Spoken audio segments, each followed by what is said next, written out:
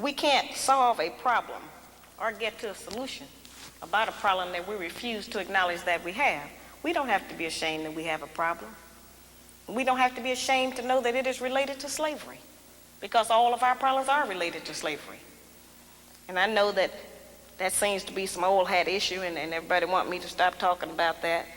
Nobody would tell the Japanese woman to forget about the fact that during World War II, the white man interned her family, took all of their personal possessions. Nobody would tell her to forget about that. Nobody would tell the Indian woman, forget about the fact that the white man came over here and took your country and put you and your babies out on the reservation. And nobody would dare to tell the Jewish woman to forget about the Holocaust, so why I gotta forget about slavery?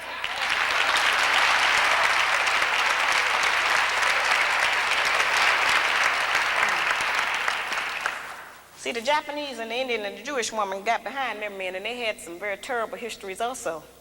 But because they got behind their men and supported them and worked with them, those people are successful today. They own property, they have businesses, they got great land here and abroad. You know, they have stocks, bonds, whatever America has to offer, they own part of that. They are in a position to make decisions because they have some ownership. It's only been the black man and the black woman who didn't reunite after a terrible time. And so today we are splintered. We don't have very much. We practice envy and jealousy. You know, they taught us a lot of bad habits that we practice against each other. If we practice everything we practice against each other, against the white man, they'd have been killed out of America. Most of that stuff we reserve for our own kind, and that's wrong. We have had that rumor that we are the backbone of the black nation because it has served to make us think we were better than the black man. Hello brothers and sisters, welcome back to the channel. In today's video, I'm going to be addressing and talking about an important and dramatic woman in the black community. She's called Shahzrad Ali. For those who are hearing Shahzrad Ali, she has played an important role.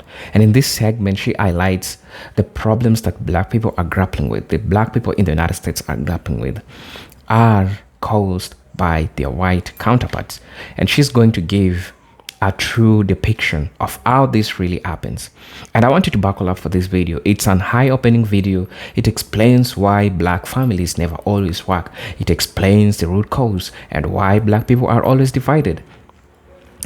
Now, you might be asking yourself, why is this video important? This video is important today because I'm trying to look at the black family structures, how divided black people are, how we are always having black on black fights, how the person behind this, the mastermind, is benefiting from the chaos which is happening in the black house. And now Shahzrad Ali tries to embark you, tries to bring you back the real picture, who really is behind this whole thing. And I want to recall something. Remember the Willie Lynch letter. What did it stated? It stated that one way of making their empire strong is to keep black people divided, keep a black woman divided from a black man, right? And she is an important figure. For those who are hearing the name Shahzrad Ali for the first time, I want to tell you that Shahzrad Ali is an author, a lecturer, and activist known for our important views on gender roles, relationships, and the dynamics within the African American community. Some of you call themselves Black Americans. Yes, Black American community. She gained widespread attention in the late 1980s and the early 1990s due to a book, The Black Man's Guide to Understanding the Black Woman, which had debates which sparkled different opinions in regards to what you say. And I want you to buckle up for this video because majority of what she says are really, really important in making us understand the problems that we are seeing today. One, failed marriages, a lot of things which are happening in the black community today, a lot of chaos which are happening in the black community today. She's going to explain all of it. And she's going to explain how other people like the enemy managed to do this successfully to the black community. At the end of it, I'll be giving a presentation in regards to the same, but I'm going to be giving it in a historical perspective so that we can get to see the tides in difference, as we elaborate the same thing that you're still talking about. And hey, if you're watching this video for the first time, I'll most definitely ask you to subscribe to the channel, join the membership, and really get what to see what you can offer you. Until then, this is Eugene Doki Stories. And hey, just before I forget, if you wish that you wanna, buy me some coffee, you can check out my Cash App account. It's on my bio. I'll most definitely appreciate. As you know, this is your presenter, Eugene Doki Stories, and stay tuned for some good content. Until then, let's dive right to the video. What are we doing to destroy our men, to destroy our families, because we don't know any better, or because we're too lazy, or because nobody has ever called on us to repent? And so then that led me to the study.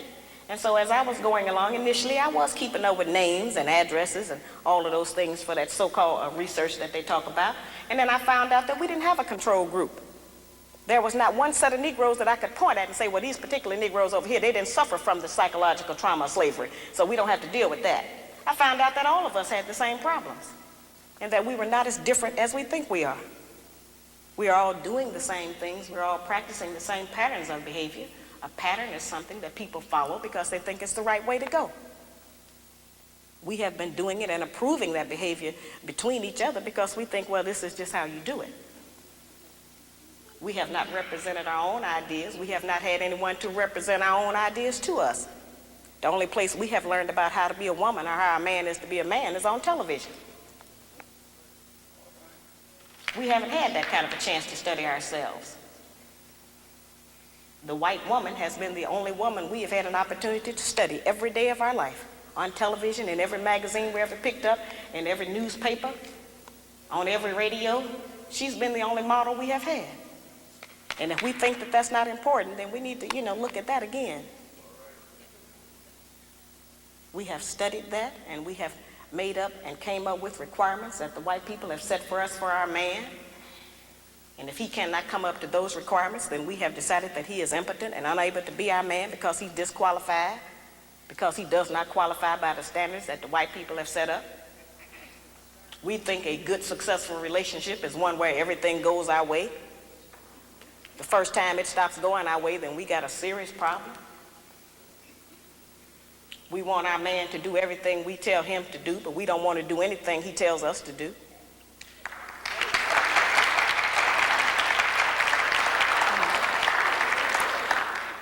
Yeah, it's hard language. And all of our so-called educated class together have never come up with an agenda that brought the people together to try to improve their condition like the Black Man's Guide.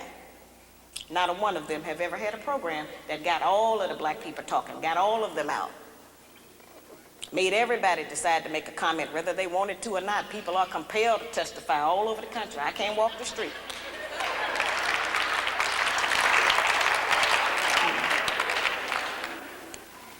See, we've never been examined, as I said. In the breakdown of every relationship, each party in the relationship shares 1/2 the responsibility. That's 50% of the responsibility. So yes, the black man is 50% responsible for the breakdown of our relationships. And we are the other 50% half responsible for the breakdown of our relationships. And I ask black women, if you do not want to accept 50% of the responsibility, what percentage do you accept, and how does that behavior manifest? And I guarantee you it's already in my book. Because this lists the things that we do. We've just never seen it in print. We've never had it out front. We've never been busted. But now we have the equality we've been crying for. They're busted and so are we.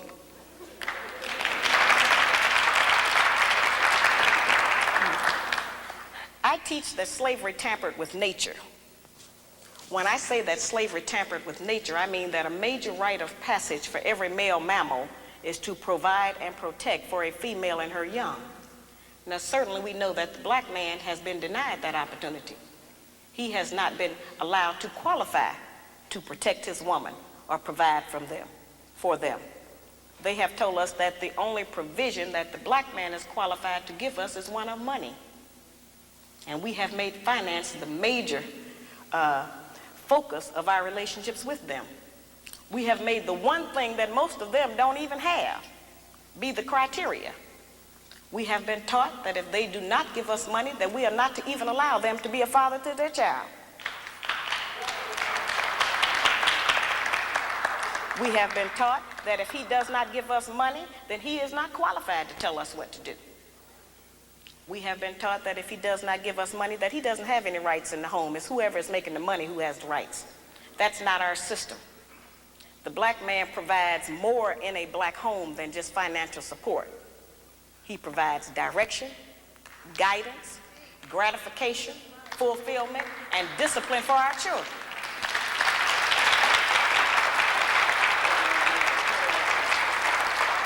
Those are the principles that are missing in our home today, which is why our children are savage in the streets.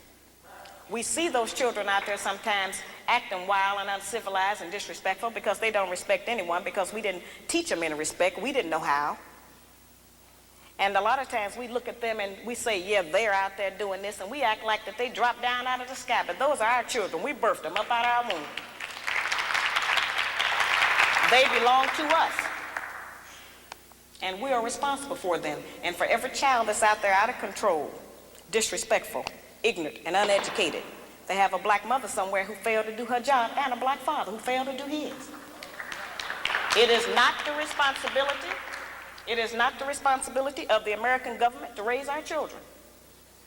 It is not the responsibility of the American government to support our women. And it certainly is not the responsibility of the American government to hold our man down.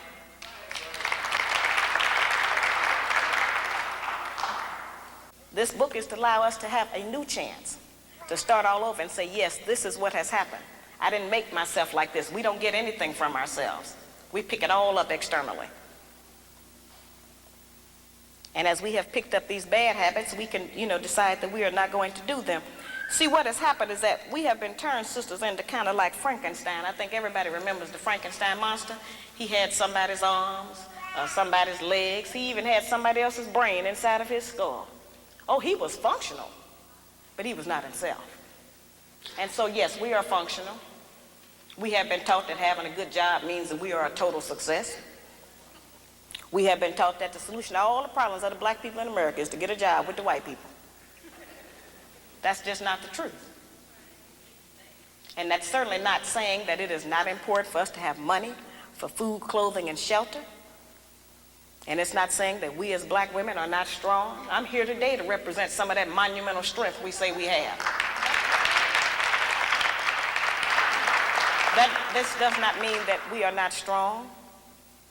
We don't have to put our man down in order to be strong. I'm just saying that we have used our strength in the wrong direction. We've been using it against our man instead of for him. If we use the kind of strength and influence that we have in this society to support the black man, won't anybody be able to come against him? But every man is judged by his woman, and if his woman say he ain't nothing, then the whole world believes he ain't nothing.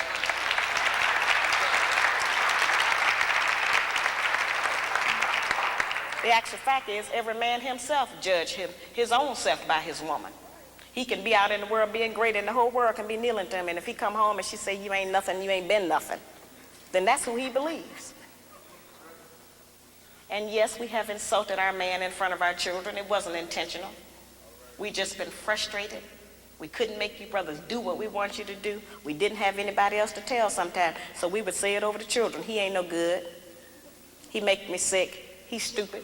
If he loved you, he would be here with you. When every man in here know that his relationship with his children is predicated on his relationship with their mother. And if they are not getting along with us, they are not going to spend any time with the children. That's just how that is.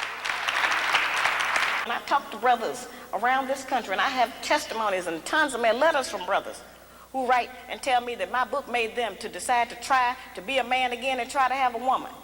Now, if you think that's not an important work, I got black men who write me and say, you have made me decide not to have another white woman. I'm going to try to get back with the sisters and try them one more time.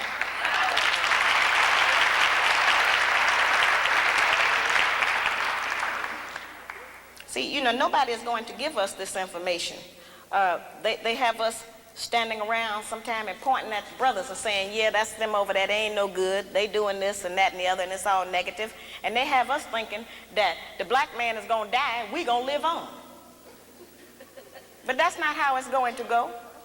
There is still one monolith in the black community, and that's that it still takes a man and a woman to make a baby. So if the black man dies, we all die. And I don't want to die. I want to live. I want my children and my grandchildren and whatever else is coming after Shahzrad, I want that to live. But we are not on the path of life. We're on the path of destruction. You know, learning how to get along has to be taught by force. Slavery was taught by force. We didn't volunteer for that. They made us do that. They forced us to do that. And that's how we're going to have to learn how to reunify. It's going to have to be done by force. We're going to have to make ourselves try to deal with each other. Yeah, and that's very difficult, and it certainly takes a great deal of self-control and love for your nation at large. It's the greatest form of unselfishness. Now, I don't go around advocating that people that hate each other stay together. That's not what I'm saying. That's different.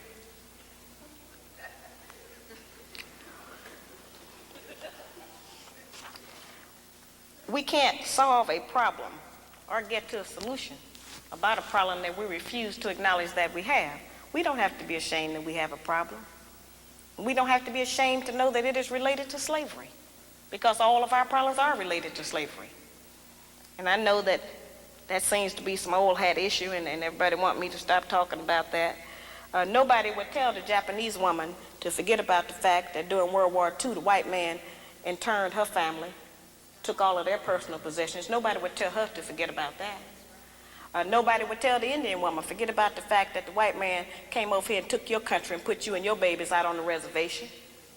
And nobody would dare to tell the Jewish woman to forget about the Holocaust, so why I got to forget about slavery?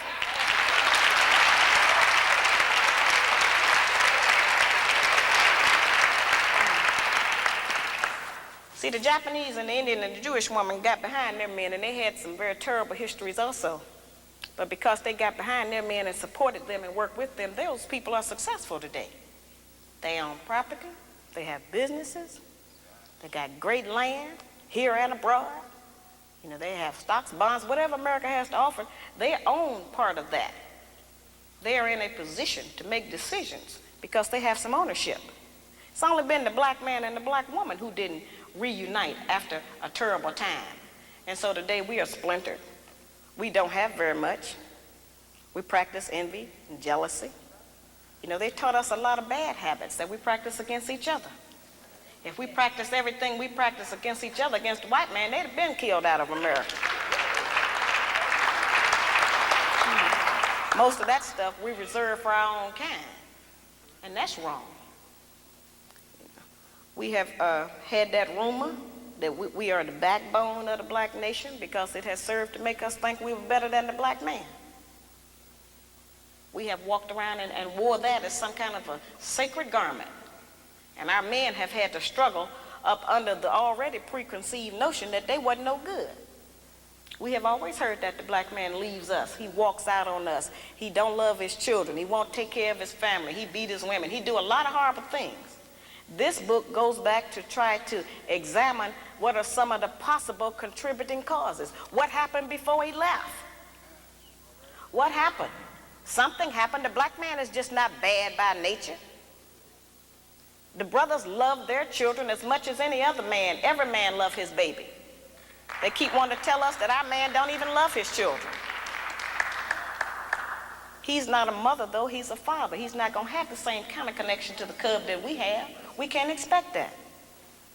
We keep wanting the man to act like a woman. He can't act like no woman, praise be to Allah.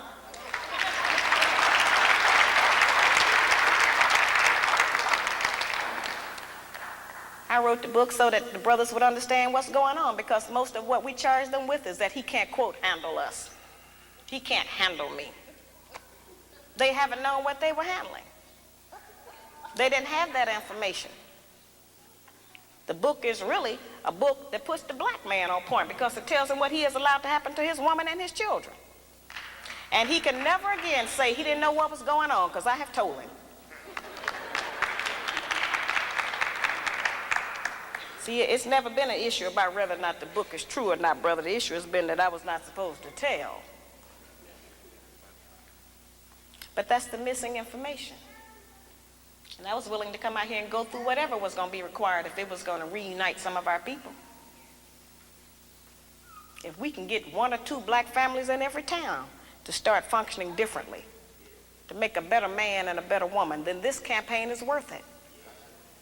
It's worth it for our entire nation. I didn't just donate money to Marvin Collins School because this is my hometown, or because I wanted to put it in my mother's name. But we must have our own black schools to educate our own children.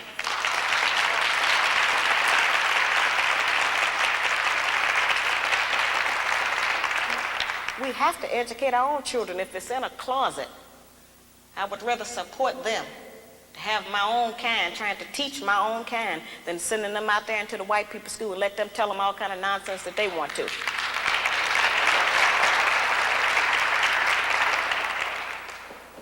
It's a very serious situation. Let us take a look at what we as black women have produced while we were allegedly backboning the black nation. 1 in every 4 black males between the age of 20 and 29 is in prison, on parole, been arrested, or had some bump with the law. Over 50% of our prison population is black, male, growing, and female. We have more black men in prison than in college. 6 out of every 10 black men between the ages of 15 and 44 are unemployed, in jail, got some disease, homosexual, on drugs. 73% of all the black men in prison were raised by a single black woman in a home with no man. 80% of that 73% suffered child abuse in the home, victimized by the mother. 1/3 of our children drop out of school before they graduate. Over 60% of our households are headed by black women who are single, divorced, separated, or widowed. Yeah, we got a serious problem. And only God knows how many of our black babies we have killed through abortion. I don't think that's something I think that's something the black man will never understand, how we kill that life in our womb because we decide we don't feel like taking care of it. It's too much of a hassle. Or we change our mind about how we feel about the man. So we have been in a very, very powerful position. We can make heaven or hell for the man, and we can decide who's going to live and die. That is a great woman, I agree. But we are in a very prestigious position. We are the wives of the man who was the first man that God chose to be on the earth. That's a very great position. The most valued and the strongest man on the earth that everybody's trying to use for something. He's the most durable. He's the most persistent. He's the most determined. The black man is not wrong because he does not do what white America wants him to do. And he's not wrong because he don't do what we want him to do. We don't know everything to do ourselves. We're learning a lot of what we think that we're supposed to do through recommendation and chance. Passing information among each other. Sharing secrets that'll help us to trick him, to keep him confused. We do things in front of his face, and we have learned how to convince him that he didn't even see that happen.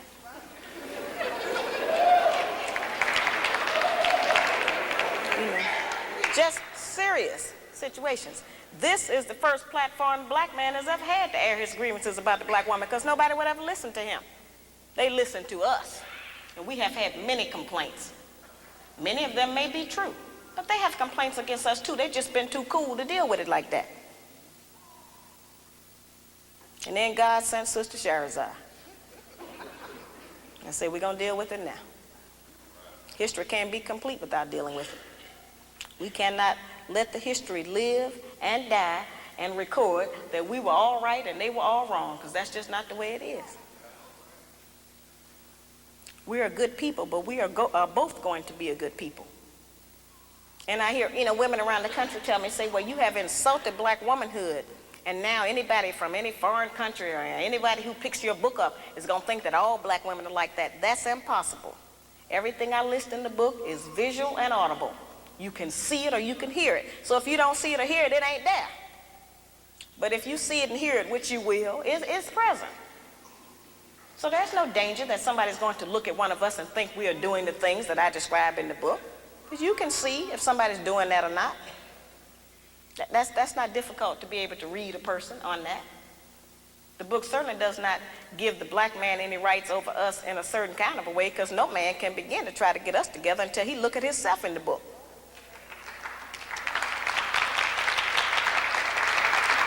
See, we represent problem number 2. They already know who problem number 1 is. Now, I know that many of us have heard a lot about, allegedly, as I said, about how much money I'm supposed to be making. I have to mention that because that's what they mention in all of the newspapers around the country. Is the weirdest thing I ever heard of.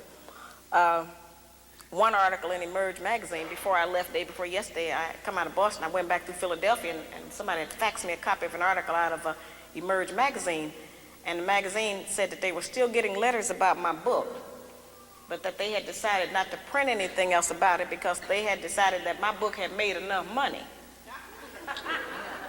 So I called the editors up. I told my secretary, I said, get him on the telephone. So I asked him, I said, that was a very ridiculous and ignorant remark to make, brother, since you don't know what the book sells for or how many I've sold or any of that. I say, plus, why don't some of you black people get together and go tell IBM and Adidas and Nike and Reebok that they made enough money?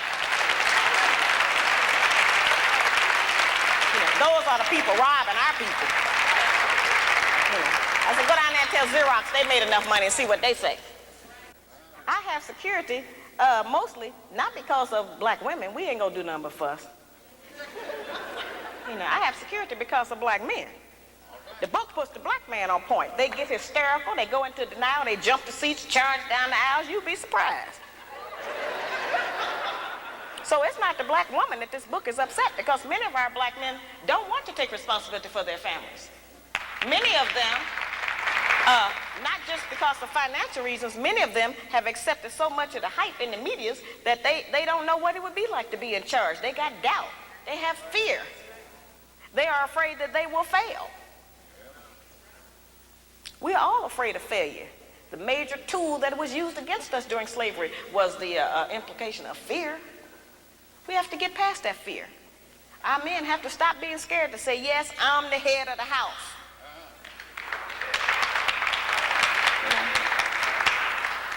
They need to know that every woman wants to know her limitations with her man. Any woman that can do a man any kind of way and have her way with him and say anything she wants to him, she ain't gonna want him in a minute. We have to know what the black line is. I had did an interview the other day from a newspaper out of Baltimore. Anyway, so they had brought down the camera crew and stuff, and so they were trying to interview me. So, of course, they got on that favorite part of the book, that everybody deal with. And so he asked me, had I ever been slapped in the mouth? So I told him, I say, well, this book is not an autobiography, first of all. I said, and secondly, I said, I don't get that far out of control. I say, since that's how it's described, it's very easy to keep that from happening. Just don't do that. So I said, I don't do that. I don't talk like that. I said, I can tell by his tone of voice when it's time to stop talking.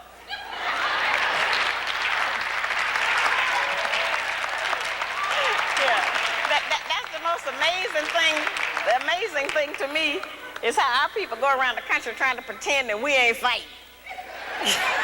And that I made that up. But as I said, this book demonstrates that we are not as different as we like to think that we are.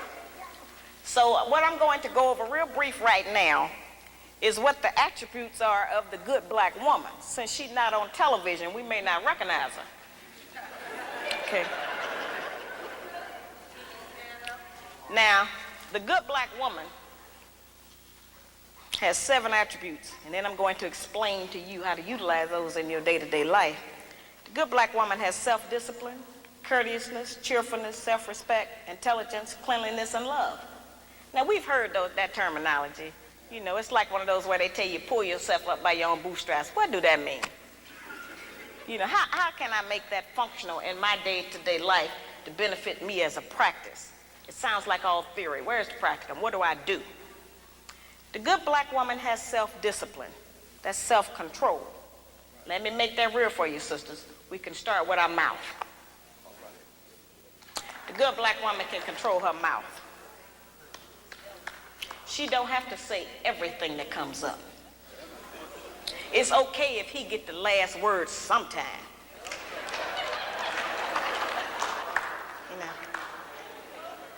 She don't cuss in public.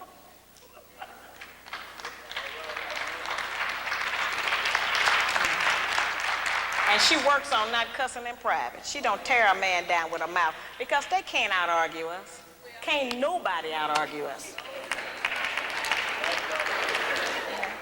I have charged that we nag our men too much. We keep our men's head tied up so much with our petty grievances about our personal relationship that he don't have time to think and plan for our future.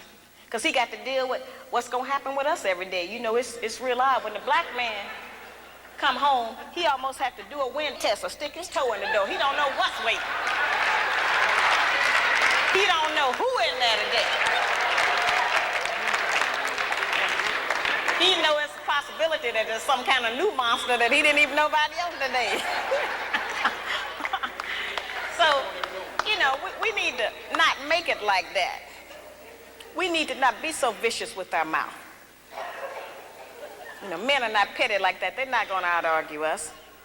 And it has been proven that verbal abuse is just as harmful as physical abuse. So let's not use our mouth to do that to him. The good black woman is courteous. She says, thank you, baby. I appreciate you doing that. I appreciate every effort you make. Try harder. I'm going to work with you. Thank you. I know you did your best. Now that's a whole new language.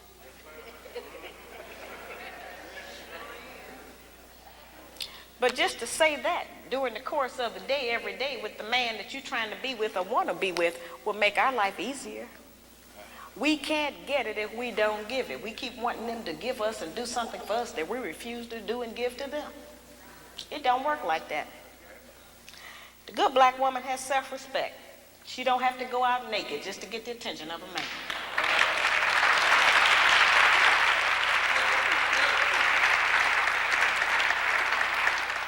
I have sisters all over the country, and they come up to me after the lectures, and they'll be talking to me, and they'll say, well, you know, all he think about is sex. All he think about is my body. I say, why don't you show him something else? And then here's the really good one. They'll come up and they'll have on a weave. They have on false eyelashes, another whole face, false fingernails, and all of that. And then they'll say, but I'm looking for a real man.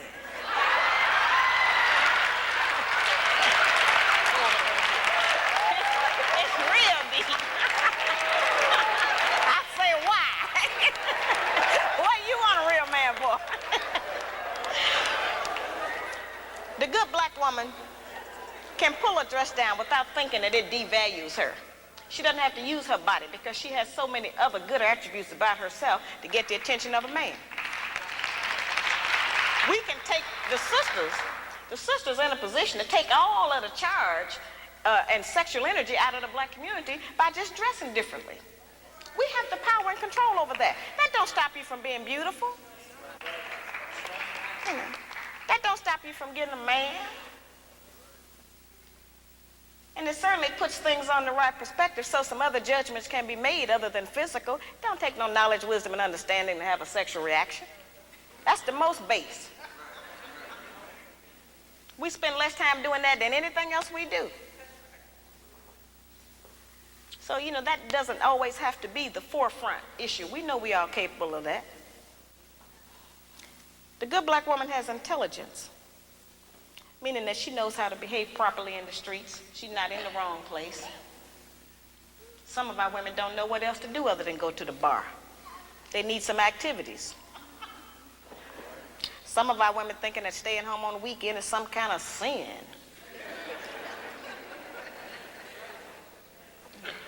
Some of our women think that if they don't have a new outfit to wear every day, that they're going to self-destruct. You know, we have a lot of just that kind of nonsense going. Every time we buy new outfits and clothes or whatever, all we're doing is sending money out of our community. We don't own no clothing stores. If the white man closed the shoe factory, we'd all be here barefooted tonight.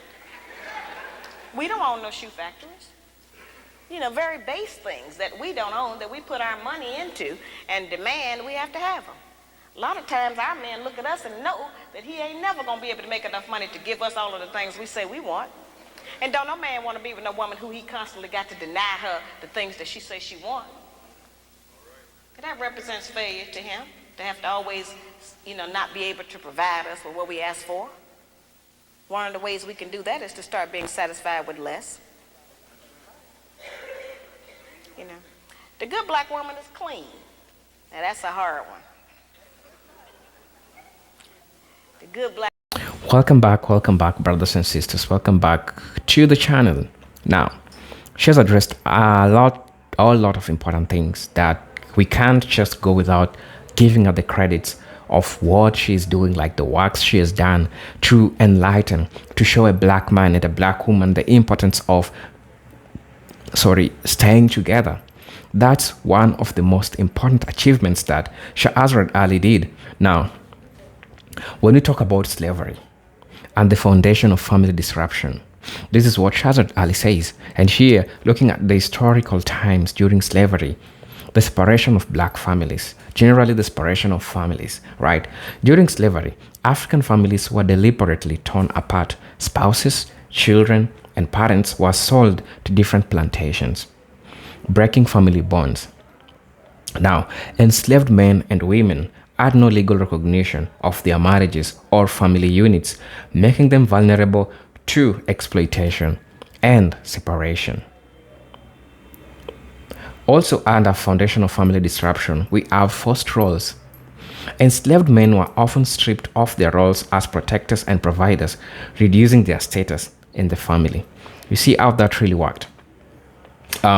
Whereas enslaved women were exploited both for labor and as objects of sexual violence, diminishing their autonomy and stability within the black family dynamics, right? Now you get to understand the real picture. You get to understand the true depiction of how real things happened. Now, if we go to the post-slavery, now let me just talk about something that I just discussed with you. Now, when you disrupt the family roles, the function of a man in any family is to provide, protect, right? To provide, to protect for their family. When you put them in a situation where they can't do that, and you give their counterpart the possibility of doing that, you'll notice that they'll lose their significance. A man will lose his power, right? And this will cause the family disruption. And when you look at during the slavery times, that's how they achieved doing this. That's how they easily achieved doing this, because one, they had power to do that. Any black family didn't have consent of their family. All of them worked, and they were never allowed to recognize themselves as one family, right? Now, I'm going to be talking about the second thing. Now, during post-slavery era, economic and social marginalization. Now, I'm going to talk about sharecropping and poverty. After emancipation, many black families faced economic instability through exploitative systems like sharecropping, which trapped them in cycles of poverty. Men often struggled to provide for their families, leading to weakened paternal roles, just what I've talked about. Now, Jim Crow laws, still under the post-era, systemic segregation prevented black families from accessing quality education, healthcare, and housing, further destabilizing the family structures. There's these important things to the future of family.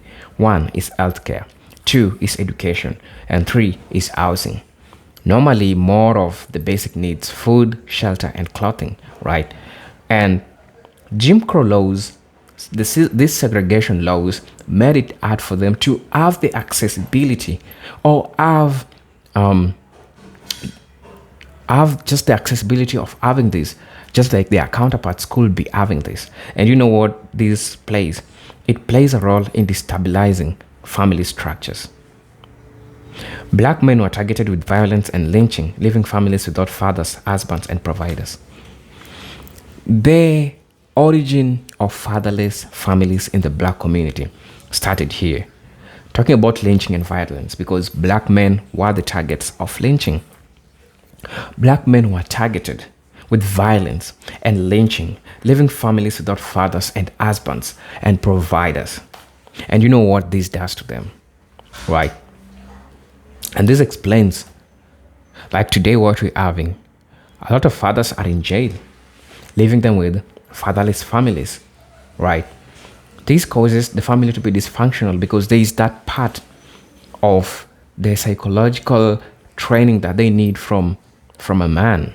And when men are not there, this is what happens to to these kids, right? I'm going to talk about as my third talking point as welfare policies and government interventions. During the mid 20th century, welfare programs, these welfare programs, there were so many, they were given to the black people. Now, welfare programs aim to alleviate poverty. Some policies undermined unintended consequences for black families. Because, for example, man in the house rules disqualified households with an adult male present from receiving benefits in sensitizing single parent household. What did this do? Consciously or deliberately, these people, what they did was to encourage single parenthood. Because at the end of the day, a person will say, I don't need a man because at the end of the day, I'll get welfare services. Because this protected them. It gave them incentives. And you understand how this played a big role in ensuring that this didn't happen. Okay? So you understand where I'm coming from when I'm saying this. The policies disproportionately affected black families, leading to stigmatization of single motherhood and weakening family cohesion. The targeting of black men. The welfare system often portrayed black men as irresponsible or absent, perpetuating stereotypes that undermine their roles as fathers and partners. Right? Because you'll be asked, why do you want to get welfare? My husband is not there. And so what does that mean? The husband is absent. And they provide these services to families where husbands are absent. They're not giving these services to families where husbands are present. You get to see how these interferes with the social structure, with the family social dynamics.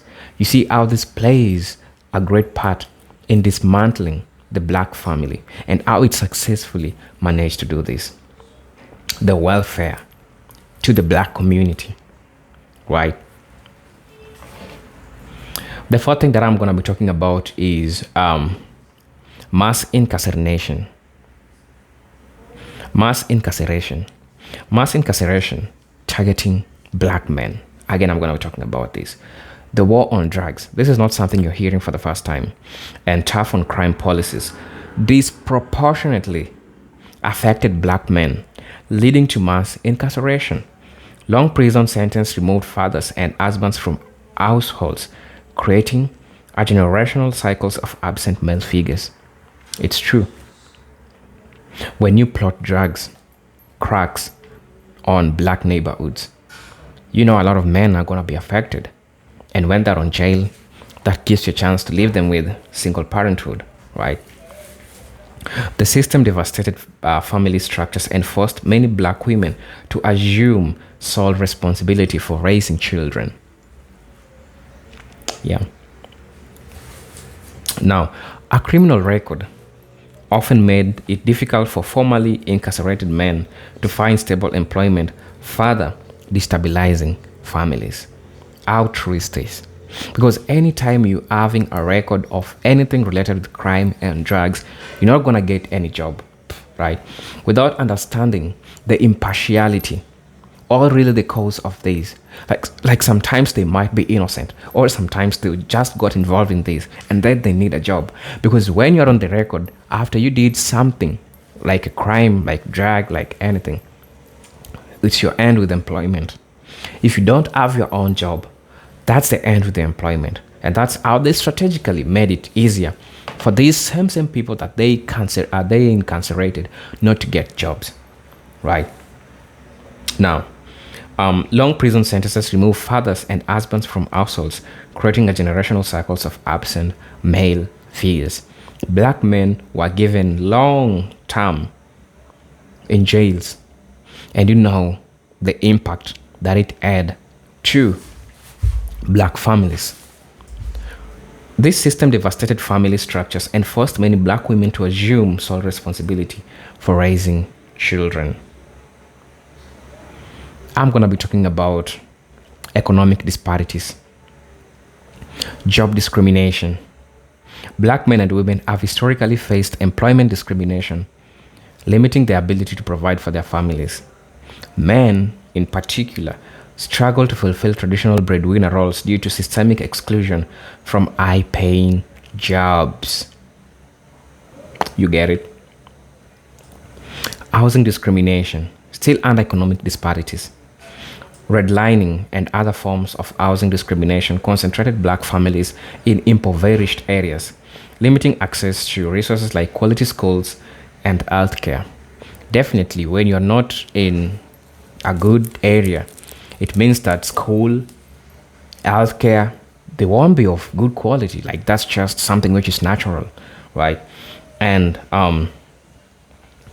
they ensure that this happened so strategically. The structural inequality fostered conditions of instability, stress, and fractured family relationships. Now, the sixth thing that I'm going to be talking about is cultural and psychological warfare. Yes, there is a negative stereotypes towards black people, black families, black men, black women, right? Media and cultural representation often portrayed black men as a violent or irresponsible, and black women as domineering or overly independent. These stereotypes sowed mistrust and tension between black man and woman, fracturing relationships. This created what is called the internalized racism. Generations of oppression led to internalized self-hate within the black community, further straining familial bonds and relationships. The last thing that I would like to address in this is educational and community targeting. Underfunding schools. Black children were often relegated to underfunded and overcrowded schools, limiting their opportunities for upward mobility and increased family stress. Destruction of black communities. Urban renewal projects and gentrification displaced many thriving black communities, erasing black neighborhoods that once served as strongholds for black families, for black family life and culture. These are presented Generic Stories. If you're watching this video for the first time, I'll most definitely ask you to subscribe to the channel, like, so that we can get to learn from this beautiful woman who shared this part of the story. Until then, let's meet on my next video. Peace, love, and harmony. Salute.